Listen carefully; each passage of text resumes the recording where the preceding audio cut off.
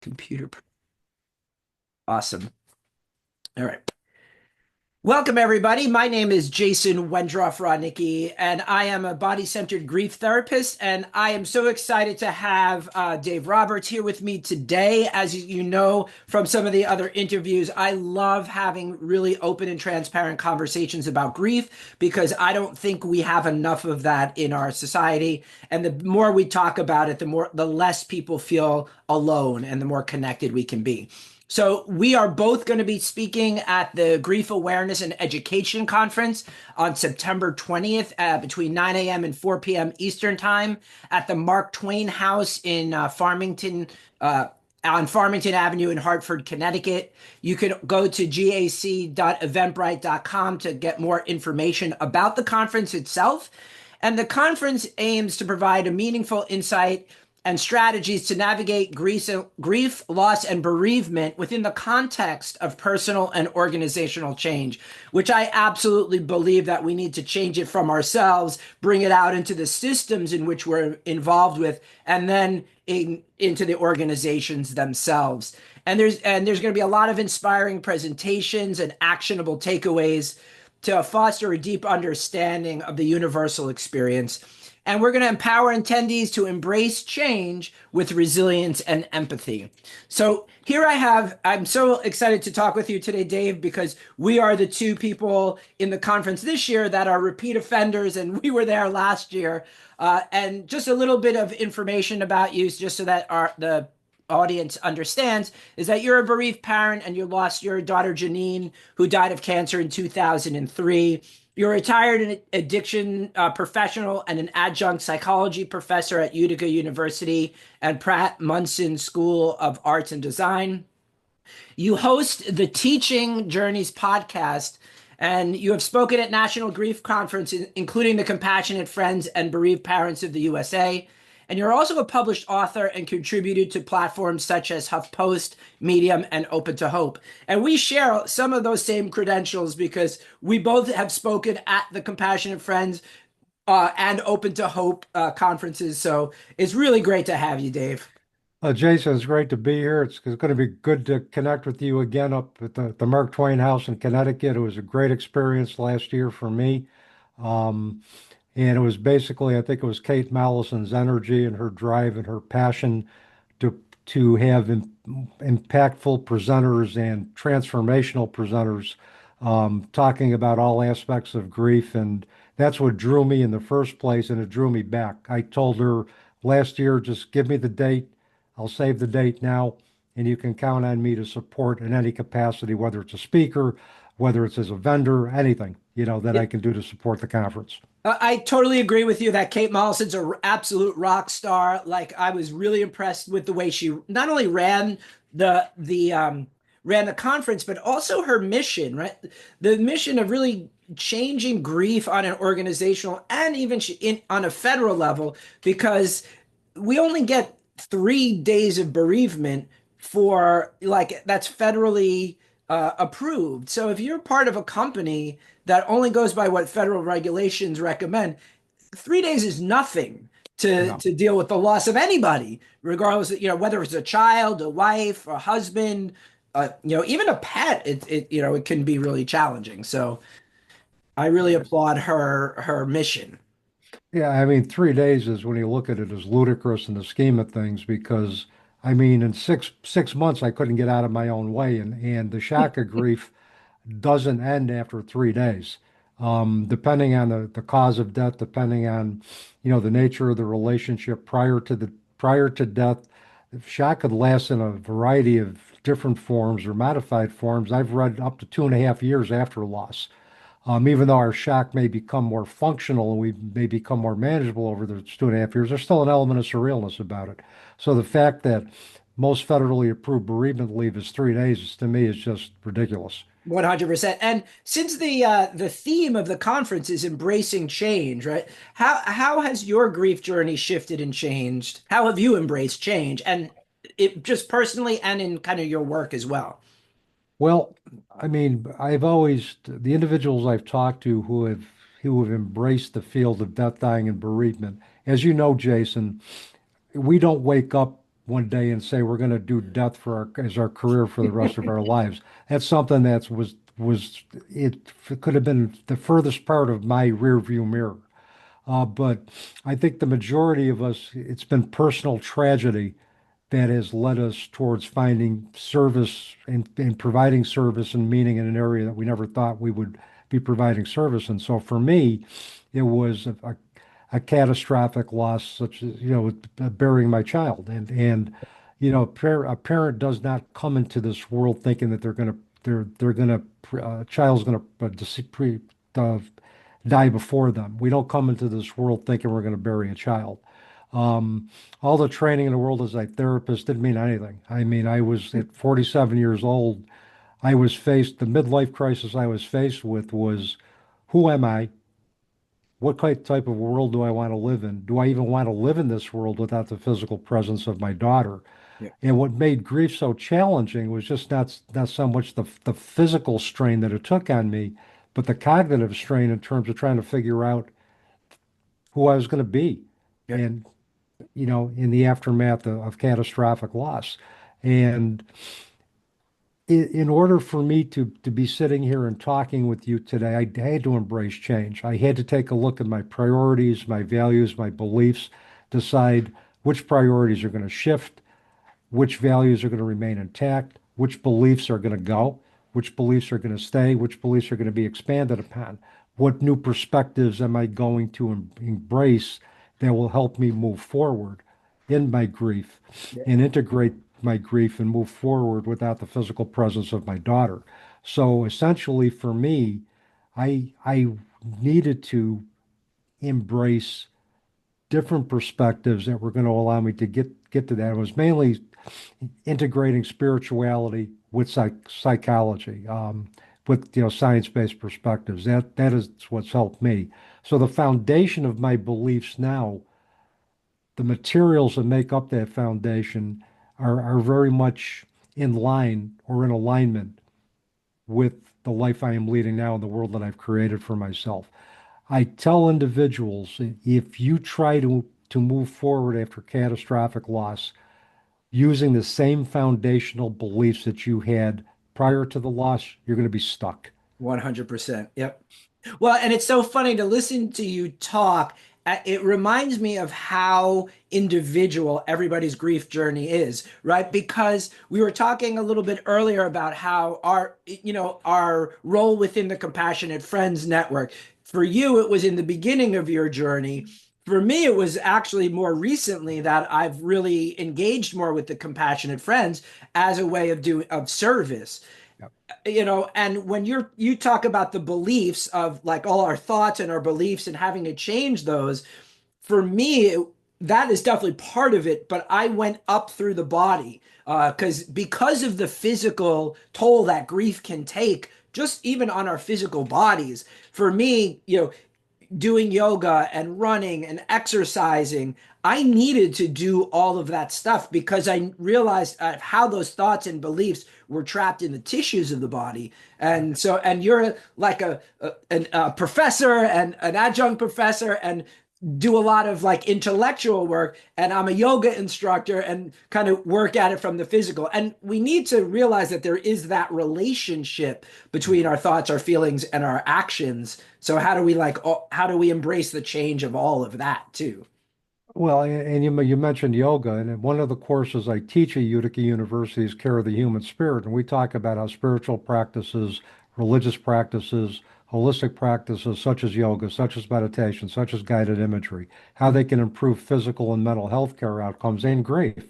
Yep. And basically, I tell my students there's room, if you choose to open your mind to it, there's room where both psychology, science, spiritual, and holistic practices can come together to give us an increased understanding of ourselves, an increased awareness of ourselves, how we relate to the world around us, and together they can have the synergistic effect to improve physical and mental health care outcomes, Right.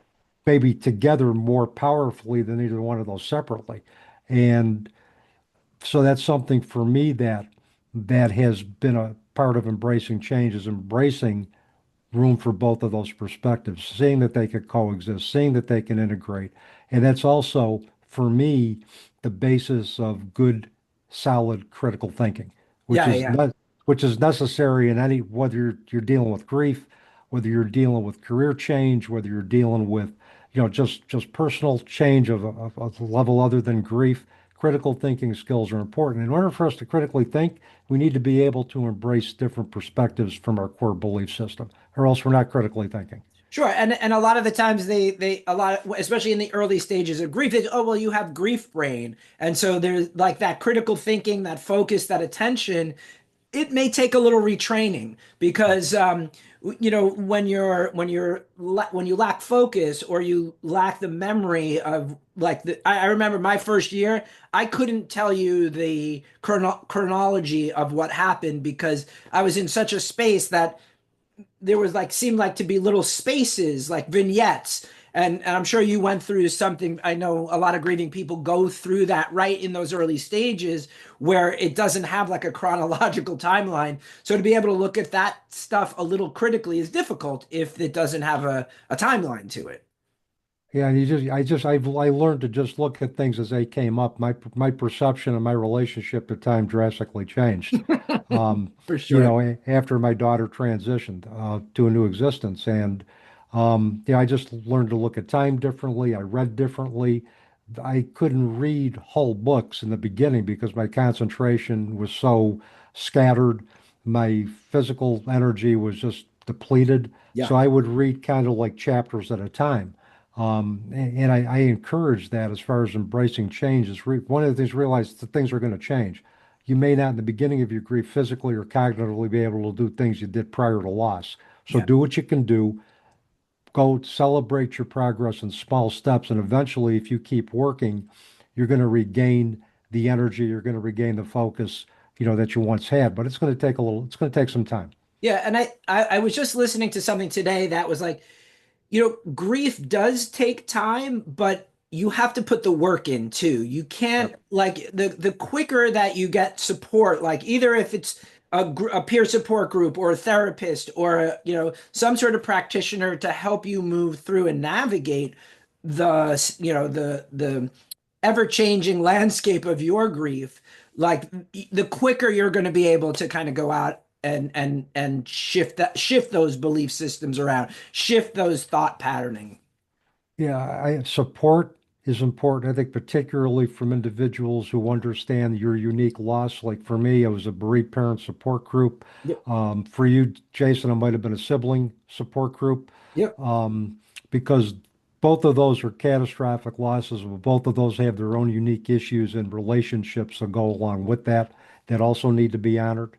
Um, so that was very helpful to me. Plus, availing myself of individuals along the way who had very different perspectives, non-conventional thought perspectives that allowed me to open up my mind to some different perspectives, and also eventually believe in the survival of consciousness, to believe that my daughter's spirit is around, that Hmm. I could connect with it, that I could transform the relationship with her through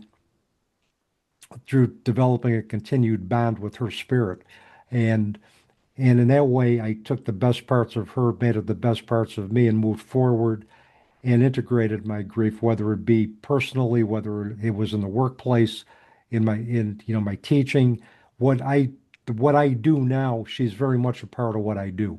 Yep. Um, Well, and what you're saying, like, and I absolutely love what you're saying because I have that same principle is that I don't want closure because I don't think she's gone. They're part of her energy. Like even if you look at the physics of her, like energy is always there and it just transforms from one form to another. yep.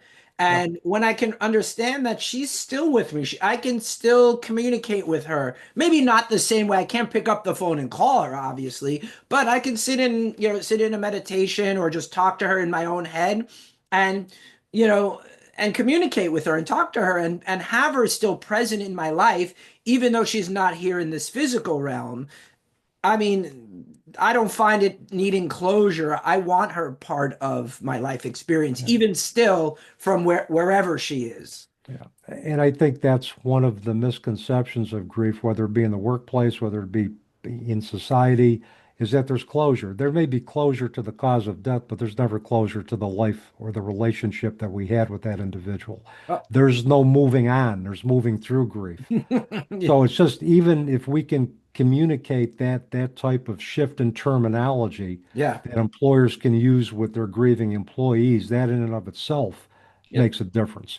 Well, and I always, the way I language it for myself is I like moving forward with grief. It's kind of like a, unfortunately, it's like a friend, right? Like it's something's always going to show up. Like about a year ago, it was my sister, the 25th anniversary of my sister's passing. She was 24 when she died. So it was that like threshold where she was gone longer than she was alive. And I didn't realize how emotional I was going to be and how affected I was going to be, even in my own thinking, just around that thing that happened 25 years ago, but it's still there with me. And I was able to, navigate it and move forward with it. And it, Yeah, and that's again, you're describing that part of your grief journey where your sister was has been in spirit longer than she was alive, or as long as she was alive. That by itself dispels the myth that grief is a linear process, that it is circular. I went through the same situation with my daughter Janine as it approached the 18th year of her transition into spirit, to the spiritual realm. As I knew she was, I said, my goodness, she's been gone and she's been in spirit as long as she was alive on earth. And that realization really brought me to my knees. I went back to the early days of grief where I was sad. I could feel the tension in my body. I could feel everything. And I was experiencing it very viscerally. And this was 18 years.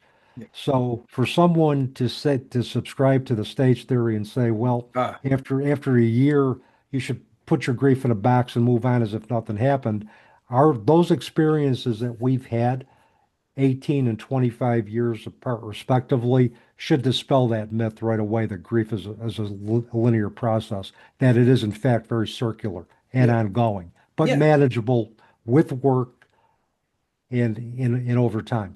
Yeah, that's why I like a framework system. Like when I work with a framework that is not linear, that is very fluid because, our that relationship between what we think, what we feel, and what we do is always in constant flow. It's always in constant motion. And we have to be aware when even when we change our belief systems, it changes how we feel about things, which then changes the actions that we take or or the way we feel. Like it's not even linear that way. Like our feelings can alter our thoughts, can and then change our actions. So you have to look at the fluidity of our grief, and that's why I like frameworks. Anyone that says stages, I'm like, that's that indicates a linear progression, even if they say it's not a linear state, but the word stages indicates this, then this, then this. And it's just even being again mindful of the vocabulary we're using when we're talking to a grieving person. I don't use the term stages anymore because I agree with you. Stages implies linearity, Yeah. and there's no linearity in grief. Right. Well, and just like you were saying about changing your thoughts, right? Words are thoughts, words are vibrations. And so, even the way we talk about our grief, if we're like, grief is the worst thing that ever happened to me, then guess what? It's going to be the worst thing that ever happened to you because that's your belief system. But if you can find the learning in it, I don't want to say the beauty in it, but there's a lot of great things that for me came out of my own grief from my sister's passing. Like I wouldn't be here talking to you, one, if she hadn't passed. I wouldn't have probably gone out to teach yoga because I wouldn't have had the courage to be able to do that. I wouldn't have stepped out on my own to create my own system to deal with grief because I would have been too scared to do it. But after she passed, a courage grew within me because it showed me how resilient I could be. Yeah, and for me, I've told my wife this. We've talked about this at length. I said I wish there could have been another event in my life that could have caused the paradigm shift and allowed me to commit to service and to be of help, with a compassionate heart, other than my daughter's transition. But as I've said to a lot of different people, we don't have control over the challenges that we are going to experience in this lifetime, only how we respond to that. And, I just, I have stopped asking the why questions a long time ago Yeah. about why my daughter, I've had the privilege to live and my daughter didn't. There's no clear-cut answer to that, but her transition and my ability, and particularly through one very, very influential mentor and friend and sister from another mother, the Reverend Patty Farino, an interfaith minister from Long Island, who facilitated a spiritually transformative experience that allowed me to understand and believe that our consciousness survives after death and that we can connect with our loved ones. If it wasn't and I had a lot of mentors I had a lot of individuals who planted seeds leading up to the progress process, but think of the best ice cream sundae you ever had and the best quintessential cherry that's on top of that. Patty was the cherry on top of that sundae that just brought everything into perspective for me and allowed me to begin to use my scientifically curious mind to explore spiritual perspectives that it could align with my core beliefs. Um, and, I mean, that's essentially all of that. Really, that would never have happened had I not experienced the challenge, the tragedy that I had. And again, if there could have been another event that would have brought me to that type of clarity, I would have welcomed it, but it wasn't. Yeah. And now I realize that my daughter is still with me, even though it's in a different, purer form.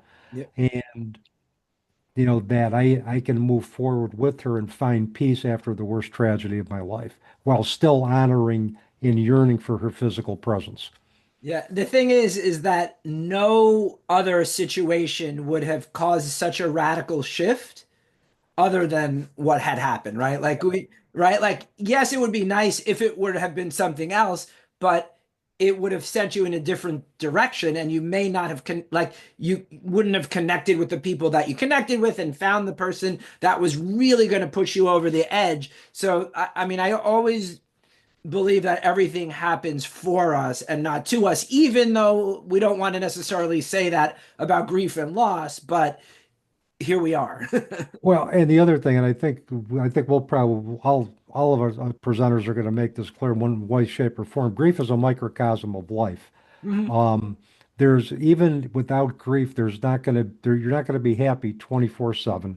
There's going to be days you're going to be sad. There's going to be days you're going to be disillusioned. There's going to be days you're going to be angry. But Jason, all of it's got something to teach us. It's all information. It's all basically for our good that we experience these emotions because it leads to us being genuine, compassionate, tolerant, more understanding than we normally wouldn't have been. And so that's the other part of that is that, yeah, I mean, grief is sad, but there's a lot of other sadness that we will experience that is also going to be a teacher for us. And we can't disown the lessons that emotions other than happiness will teach us. Absolutely 100%. And I always think of like the analogy that the strongest wood comes from trees that have experienced the most wind, right? Yep. Because everything needs a struggle. Everything needs a challenge to get stronger. If we didn't have those challenges, if we didn't have those struggles, we would be weak. We'd be Yep. weak people and we wouldn't be as resilient. And knowing that we can overcome and make it through and work through things and problem solve, and it's maybe sucks while you're sort of going through it. It's a little tumultuous while you're going through it, but coming out the other side, you're going to be stronger. You're going to be able to deal with more things. You're going to be more compassionate. You're going to develop all of these qualities which you wouldn't have existed prior. Yep. Yeah, and so I 100% agree with you on all of these lessons that we need to learn from our grief. And for each one of us, it's different. It's a different learning journey.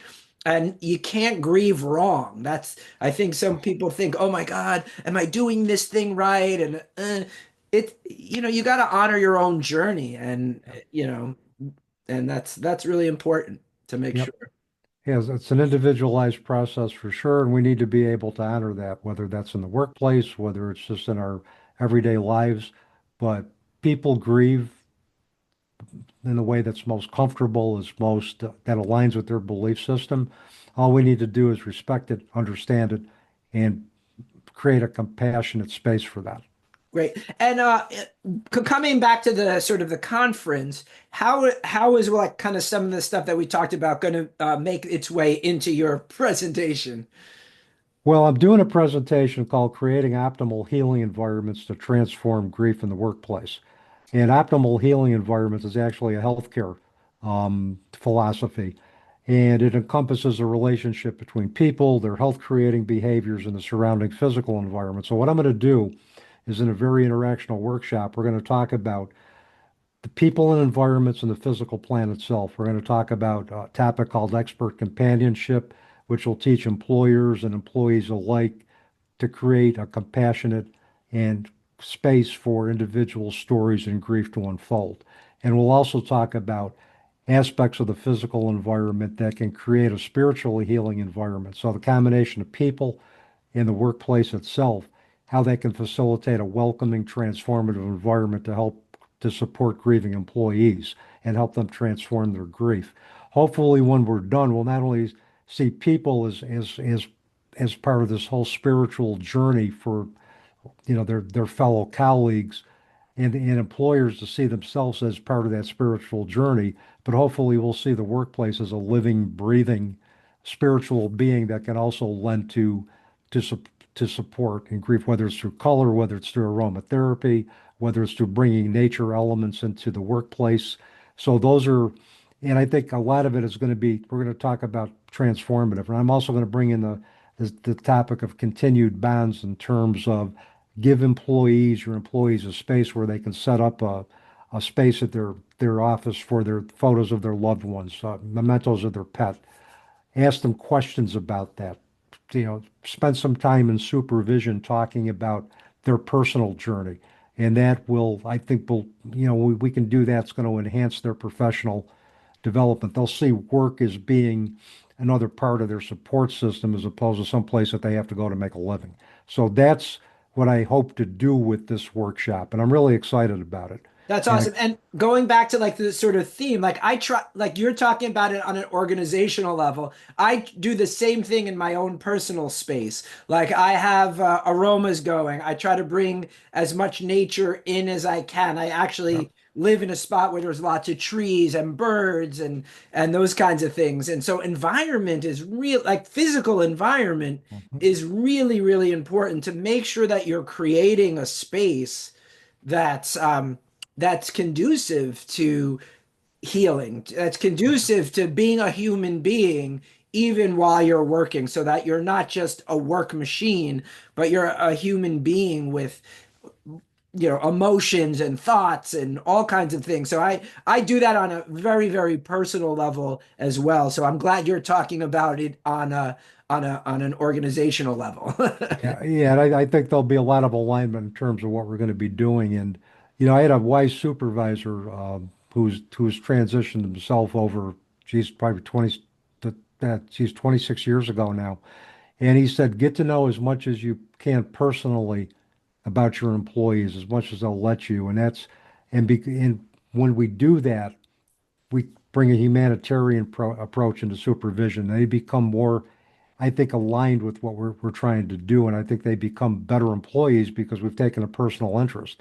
And that's one of the things that we can create space for a grieving employee, and that could be an extension of us taking an interest in their personal lives.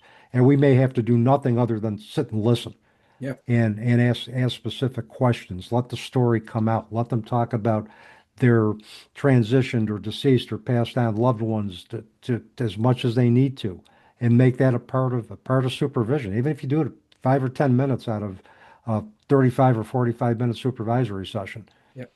that's make that a part of that. Make that personal touch a part of what you do, with goal-oriented or teleologically oriented objectives that you want your employees to to achieve. That's awesome. Yeah, and even things like when you mentioned about diffusing essential oils or aromatherapy, I remember reading a study where Vanderbilt University diffused some essential oils in their ERs, and but they looked at it on an employee level, and they found that something simple like making it inviting aromatically, so it didn't smell like an ER, it helped employees job what is it, job satisfaction surveys went up. Absentees for illnesses went down. So different little things like that, little subtle shifts in the environment can have a huge impact on employees feeling seen and heard and how they feel about their work even. Yeah. So I Yeah. think that's amazing.